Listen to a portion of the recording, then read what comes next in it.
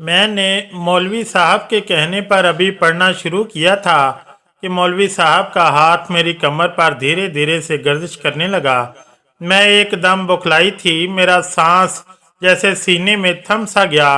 मैंने एक नज़र मौलवी साहब को देखा तो वो बड़ी अजीब सी नज़रों से मुझे देखकर मुस्कुराने लगा।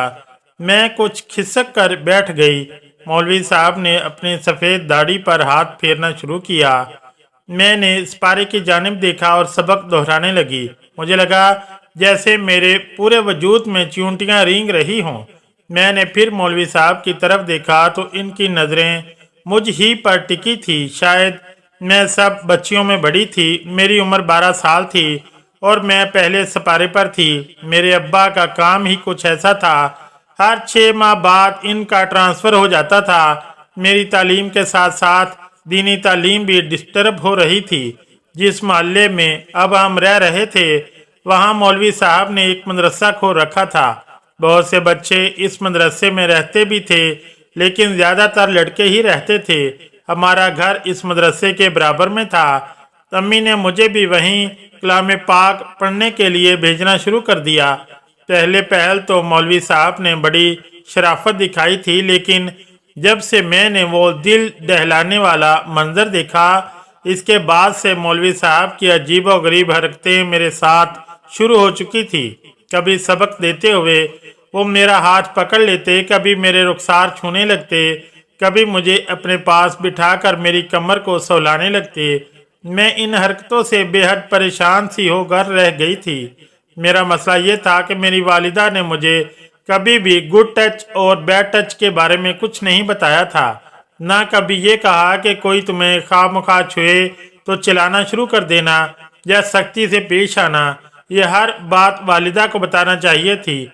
मेरे ख्याल से जिस माशरे में हम अब रह रहे हैं, माओं को बच्चों की तरबियत करते हुए इन बातों का भी खास ख्याल रखना चाहिए। लेकिन मेरी वालिदा की तो सोच ही बड़ी अजीब थी।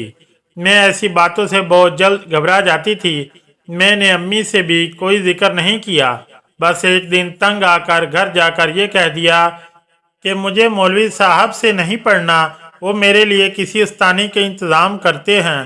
क्योंकि जो कुछ मैंने कुछ दिन पहले छत पर होते देखा था, मेरा दिल मौलवी साहब को देखते ही सूखे पत्ते की तरह कांपने लगता था। लेकिन मेरी बात सुनकर अम्मी ने मेरे मुंह पर थप्पड़ मारा और मेरा कान खींचकर मौलवी साहब के पास ले गई। कहने लगी, इस लड़की ने मुझे परेशान करके रखा है।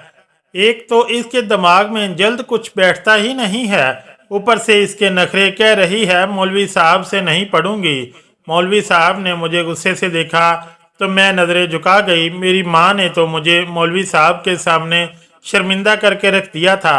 मौलवी साहब की सारी दाढ़ी सफ़ेद थी, 60 साल के लगभग थे। जाहिर है मेरी माँ क्यों इन पर शक करती। वो कहने लगे, बेफिक्र हो जाएं बहन जी, नाफरमान बच्चों को तो मैं 2 घंटे बिठाकर खास तवज्जो से पढ़ाता हूँ। बस चंद माह में तीर की तरह से ठीक हो जाएगी। इनकी रोबदार आवाज़ पर मेरा दिल दहला था।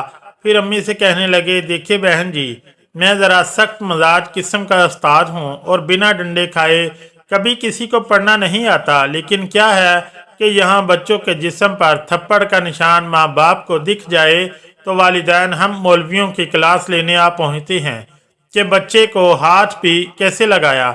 मेरी वालिदा ने तो ये सुनकर मौलवी साहब को खुली छुट्टी दे दी। कहने लगी, मेरी तरफ से जो मर्जी करें, इसके साथ मैं कभी शिकायत लेकर नहीं आऊँगी।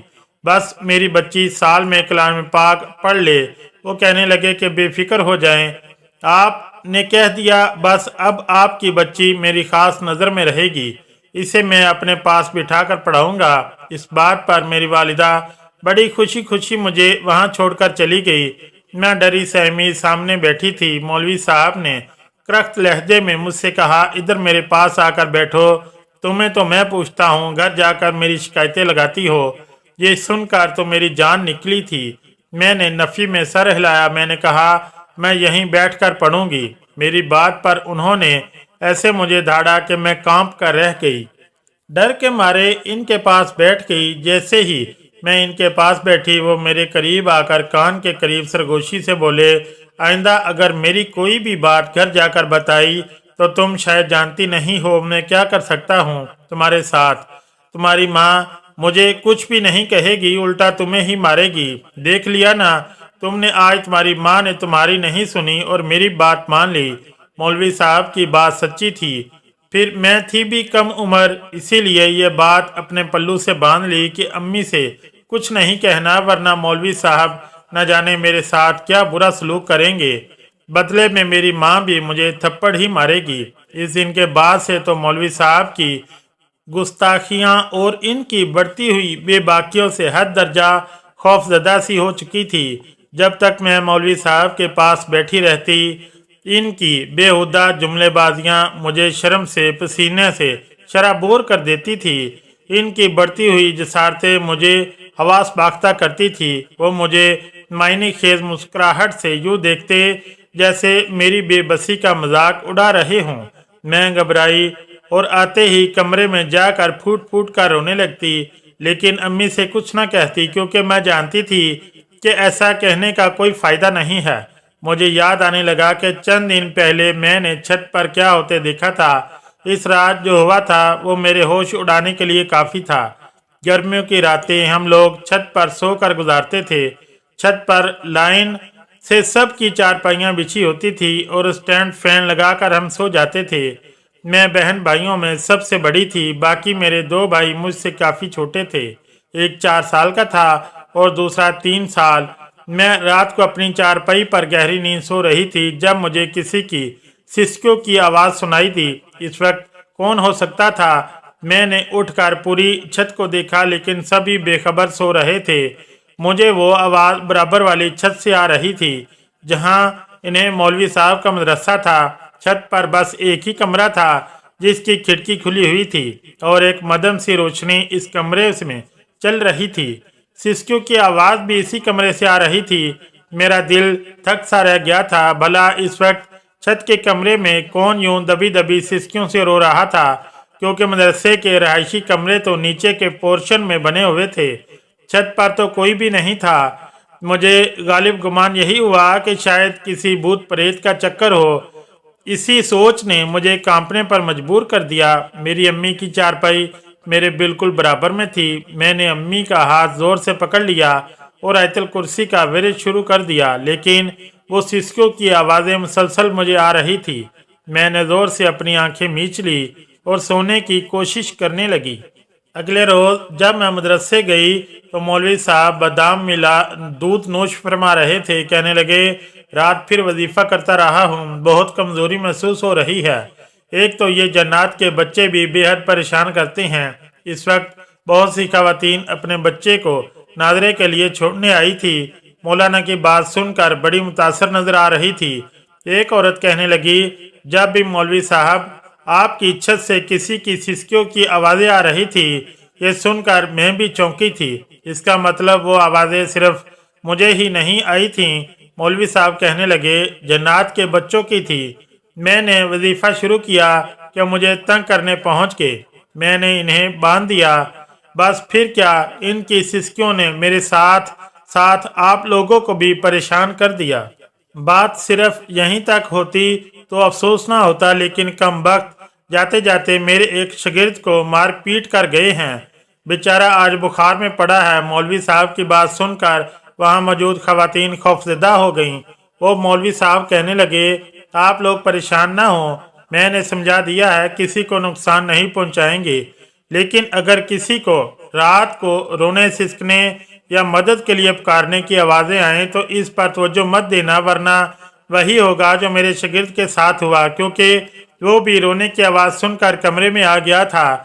ये सुनकर तो सभी खवातीन घबरा गई थीं। डर तो मैं भी गई थी, क्योंकि सिस्टों की आवाज़ तो मैंने भी सुनी थी। वो खवातीन बाहर चली गईं। रात को फिर से मुझे वो सिस्टों की आवाज़ सुनाई देने लगी। इस बार तो मेरी हिम्मत भी ना हुई कि आंखें भी खोलो। मैंने चारों कुल पड़े और सोने की कोशिश करने लगी, लेकिन इसके बाद जो कुछ मेरी आंखों ने देखा वो देखकर मेरे होश उड़ गए थे। खौफजदा सी होकर रह गई थी। अगले रोज जब मैं मदरसे गई तो सबक पढ़ने के दौरान मैंने इसी को देखा। इसके चेहरे की रंगत बिल्कुल पीली पड़ चुकी थी। मैं इसे देखकर दंग सी रह गई थी। मौलवी साहब मुसलसल इसी को घूर रहे थे। वो डरा सहमा मेरे बराबर में बैठ गया और कलाम पाक याद करने लगा। इसकी आवाज़ यूं थी जैसे रो रहा हो। मुझे इस पर तरस आने लगा था। इसकी उम्र 7 से 8 साल से ज़्यादा न थी और जो कुछ मैंने इसके साथ होते देखा था, मेरे होश उड़ गए थे। मैंने इसके चेहरे की तरफ देखा तो उंगलियों की छाप अब भी इसके रुखसार पर नजर आ रही थी। वो साथ साथ पढ़ रहा था, साथ साथ अपने आंसू पूंछ रहा था। इसके बाजू से कमीज फटी हुई तो मैंने देखकर लर्ज कर रह गई। इसके बाजू पर किसी ने बुरी तरह दांत गाड़े थे कि मैं झुरझुरी लेकर रह गई थी। कुछ देर के लिए मौलवी साहब उठकर बाहर गए क्योंकि मोहल्ले के एक साहब ने इन्हें हदिया में काफ़ी कीमती तोहफे भेजे थे।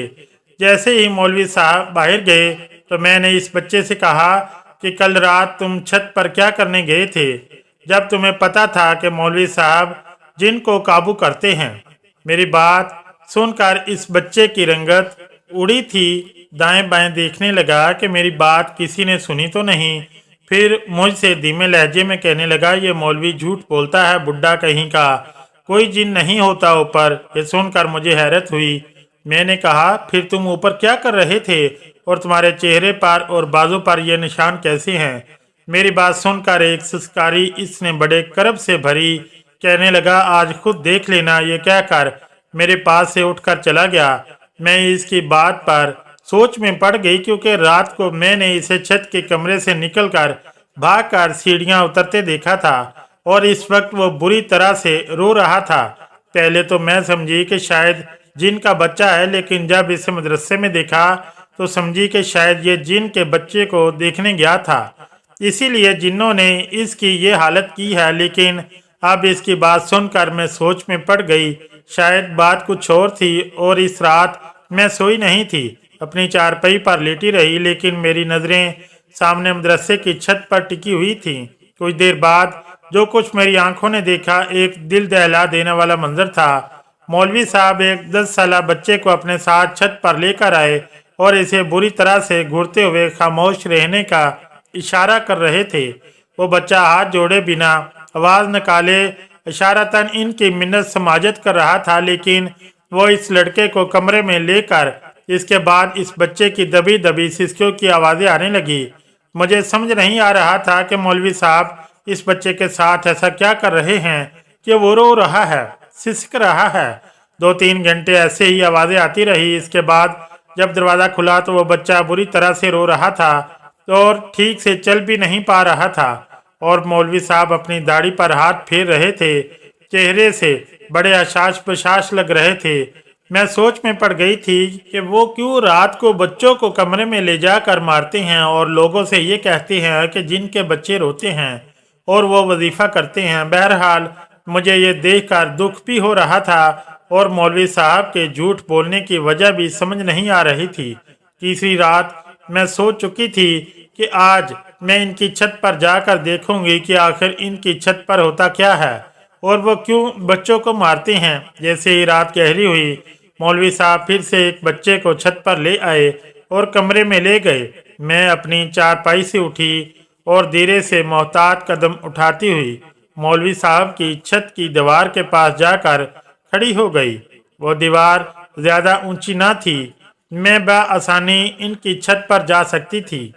मैं धीरे से दीवार की मुंडेर पर बैठी और दूसरी जानिब उतर गई। अब मुझे इस बच्चे की सिसकियों की आवाज़ें सुनाई देने लगी थी। मैं धीरे से चलती हुई कमरे की खिड़की के पास जाकर खड़ी हो गई। अभी भी मध्यम सी रोशनी कमरे के रोशन किए हुए थी।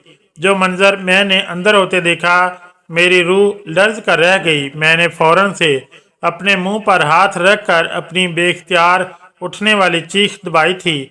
मेरी आंखें फटी की फटी रह गई थी। ऐसा रूह को फना कर देने वाला मंजर मैंने 12 साल की उम्र में पहली बार देखा था कि मैं कांप कर रह गई थी। मैं बेख्तियार मैंने अपने कदम पीछे को लिए, लेकिन एकदम से मैं एक पत्थर से टकरा कर गिरी थी। मेरे मुंह से बेख्तियार चीख निकली। 400 खामोशी थी, इसलिए मेरी चीख फजा में गूंजी। मैंने पलट कर भी नहीं देखा और भागकर दीवार फलांग कर अपनी चारपाई पर लेट गई। मेरा दिल इतनी जोर से धड़क रहा था कि जैसे सीना शगाफ करके बाहर निकल आएगा। अगले 2 रोज तक मैं बुखार में तपती रही। मेरी आंखें बंद करती तो वही कर्बनाक मंजर मेरी आंखों के सामने आ जाता। वो एक 10 साल का बच्चा था जो ऊपर छत पर लेटा था। इनके दोनों हाथ पीछे के बांधे गए थे। इसके मुंह में रुमाल ठूंसा हुआ था और जो शर्मनाक हरकत इसके साथ की जा रही थी, इसे बयान करने के लिए मेरे पास अल्फाज भी नहीं। मैं दोबारा इस मौलवी की शक्ल भी नहीं देखना चाहती थी जो हवस का भूखा था, लेकिन मेरी माँ की नज़रों में वो बहुत नेक था। मैं बार बार मना करने पर भी मुझे इस मौलवी साहब के पास छोड़कर आने लगी। अब इसकी हरकतें और नज़रें मुझ पर दूसरे अंदाज से उठ रही थी। एक बार तो इस शख्स ने हद ही कर दी थी। मुझसे कहने लगा कि कमरे में जाकर सबक याद करो। मैंने साफ इनकार कर दिया क्योंकि जो कुछ मैं इसे करते देख चुकी थी, मुझे इससे वैसे भी खौफ महसूस होता था। मेरे इनकार पर इसने बड़ी गुस्सीली नज़र से मेरी तरफ देखा। फिर इसने वहां आने वाले नादरा के बच्चों को ये कहकर छुट्टी दे दी कि वो जिन वाला वजीफा करने लगा है, और जो लड़के इसके पास वहीं मदरसे में रहते थे, इन सब को कहा कि वो अपने अपने कमरों में चले जाएं और अपने कान बंद कर लें। ये सब सुनकर मेरी जान निकल गई। मैंने भी अपना सपारा हाथ में लिया और जाने के लिए खड़ी हो गई, लेकिन अगले ही लम्हे वो बुढ़ा मौलवी बड़ी फुर्ती से उठा, मेरा हाथ मजबूती से पकड़ लिया। इस वक्त इसकी आंखें गुस्से और न जाने किस जज्बे के तहत सुर्ख थी। कहने लगा, मेरी टोल लगाने की तुझे बड़ा शौक है, खिड़की से छुप कर देखती है कि मैं क्या कर रहा हूँ। यही सुनकर तो मेरी जान निकल गई। तो क्या वो मौलवी मुझे देख चुका था? मैंने कहा, मेरा हाथ छोड़ो, मुझे अपने घर जाना है। इस वक्त तक सब बच्चे जा चुके थे। वहां पर रहने वाले लड़के भी डरे सहमे ऊपर चले गए थे। इस बुढ़े मौलवी ने मेरे मुंह पर हाथ रखा और मेरी आवाज़ को दबाने की कोशिश करने लगा। फिर मुझे नीचे बने कमरे में ले गया जहां एक चारपाई रखी थी। इसने मुझे चारपाई पर जोर से फेंका और दरवाज़ा बंद कर दिया। मैं जल्दी से उठकर खड़ी हो गई। वो बुढ़ा कहने को तो 60 साल का था, लेकिन इसमें ताकत बहुत ज़्यादा थी, या शायद मैं उम्र में कम थी, चाहकर भी अपना बचाव इससे नहीं कर सकती थी। मेरे सर पर बंधा स्कार्फ इसने बड़ी बेदर्दी से उतार कर फेंक दिया। मैं चलाने लगी तो मेरे मुंह पर बड़ी जोर से थप्पड़ मारने लगा। फिर अपने कंधे पर रखा रुमाल उतार कर मेरे हाथ पीछे को बांधने लगा। मैं मुसलसल चलाए जा रही थी, लेकिन मेरी पुकार सुनने वाला कोई न था। दिन के वक्त भी मेरी चीखों पुकार पर मेरी मदद को कोई न आया। शायद सबको यही लग रहा था कि मौलवी साहब फिर से जिन पकड़ रहे हैं। इस शख्स ने मेरे मुंह में भी रुमाल ठोंस दिया। मेरी आंखों से आंसू बहने लगे। एक 60 साला मौलवी की हवस का निशाना बन चुकी थी। मौत से पहले मर जाना किसे कहते हैं, ये शायद इस वक्त मुझसे बेहतर और कोई नहीं जानता था। मुझे लगा अब मैं जिंदा नहीं बचूंगी, और काश कि मैं जिंदा ना बचती, सच में मर जाती। नीम मुर्दा हालत में मैं इस चारपाई पर पड़ी थी और वो शख्स मुझे धमका रहा था कि मैं अपनी जुबान न खोलूं। मैं यूं थी कि कोई बेजान वजूद। वो शख्स कमरे से जा चुका था और मुझे अपने आप से नफरत महसूस हो रही थी। मेरे हाथ अब आज़ाद थे, लेकिन मुझे लगा मैं अभी भी बंदी हूँ। मुझ में इतनी सकत ना थी कि हिल भी सकती। मेरी आंखों से आंसू टूट टूट कर निकल कर बह रहे थे। मैं वहीं बेहोश हो गई। जब होश आई तो मेरी माँ मेरे पास बैठी रो रही थी और वो खबीस बुढ़ा भी वहीं खड़ा था। कहने लगा, आप अपनी बेटी का ख्याल रखा करो। बहन रात को छत्ते फलांग कर जिन्नों को मार खाता देखेगी तो ये तो होगा। मैंने तो बहुत चाहा कि वो इसे नुकसान न पहुंचाएं, लेकिन मुझे भी उन्होंने धक्का देकर बेहोश कर दिया। जब मुझे होश आया तो जिन इसके साथ ये सब कर के जा चुके थे। मेरा जी चाहा मैं इस खबीस शख्स का मुंह नोच लूं। मेरी माँ मुझे सहारा देकर घर ले गई। मेरे अब्बा का ट्रांसफर हो गया। हम दूसरे शहर चले गए। मैं बिल्कुल गुमसुम सी हो चुकी थी। मेरी माँ मुझसे बात भी करती तो मैं जवाब नहीं देती थी, मगर एक माह बाद मेरी तबीयत बिगड़ने लगी। मेरी माँ जब मुझे डॉक्टर के पास लेकर गई तो पता चला कि मैं हामला हूँ। मेरी माँ तो वहीं धाड़े मार मार कर रोने लगी। कहने लगी, ये सब कैसे हो गया? मैंने नफरत से अपनी माँ की तरफ देखा। मैंने कहा, आपको मुझ पर एतबार नहीं था, अम्मी इस कमीने मौलवी पर था। आप इसकी बात को सच्चा और मेरी बात को झूठा समझती थी। इस दिन मुझे जिन ने नहीं इस बुड्ढे ने अपनी हवस का निशाना बनाया था, लेकिन आपको कुछ भी नजर नहीं आया। माँ तो अपनी बेटी की आंखों से इसे पढ़ लेती है, जान जाती है कि बेटी को क्या चीज परेशान कर रही है। आप तो इस मौलवी की बात को सच समझा। मेरी माँ की आंखें इस वक्त खुली जब मैं मुकम्मल बर्बाद हो चुकी थी। मैं जिस कदर कम उम्र थी, मेरा अबार्शन करवाने से मैं मर सकती थी। मेरी माँ ने पूरा अरसा मुझे घर से बाहर ना निकाला, लेकिन मैं बेहद कमज़ोर हो चुकी थी, इसलिए एक मुर्दा बच्चे को जन्म दिया। मेरी माँ ने इसे इसी सहन में दफन कर दिया जिस कच्चे में हम रहते थे। मेरे बाप को मेरी माँ ने इस बात की हवा भी ना लगने दी। कुछ वो काम के सिलसिले में घर पर कम ही रहते थे। मैंने दोबारा से तालीम का सिलसिला शुरू कर दिया। पहला इख्तलाफ इस वक्त मेरे घर में उठा जब मैंने पुलिस में जाने की ख्वाहिश जाहिर की। मेरी माँ ने साफ इनकार किया, लेकिन मेरी जिद भी थी कि मैं पुलिस में ही जाऊंगी। अब्बू ने तो कुछ नहीं कहा। मैंने जी जान लगा दी, पुलिस की ड्यूटी ज्वाइन की। अपनी अनथक मेहनत और ईमानदारी से मैं बहुत जल्द अपने सीनियर की नज़र में अपना मकाम बना चुकी थी। लेकिन जब मेरे पास एक ऐसे मौलवी का केस आता जो कुरान पाक की तालीम के बहाने बच्चों के साथ सेक्सुअल हरासमेंट करता, मैं इसके रिमांड खुद लेती।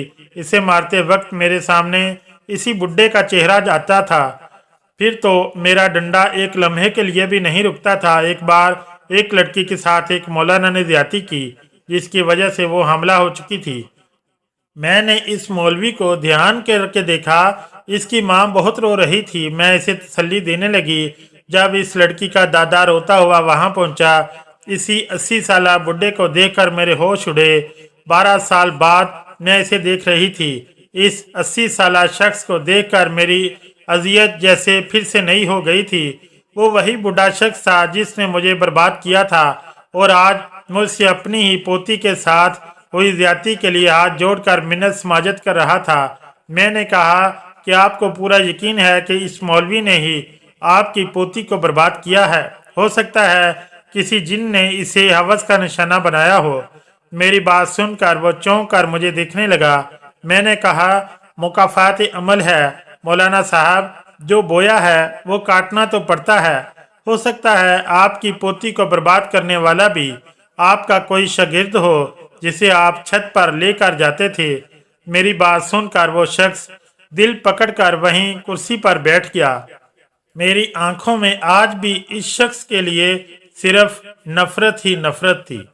अगर स्टोरी अच्छी लगी तो चैनल को लाइक और सब्सक्राइब ज़रूर करें। शुक्रिया। अल्लाह हाफिज़।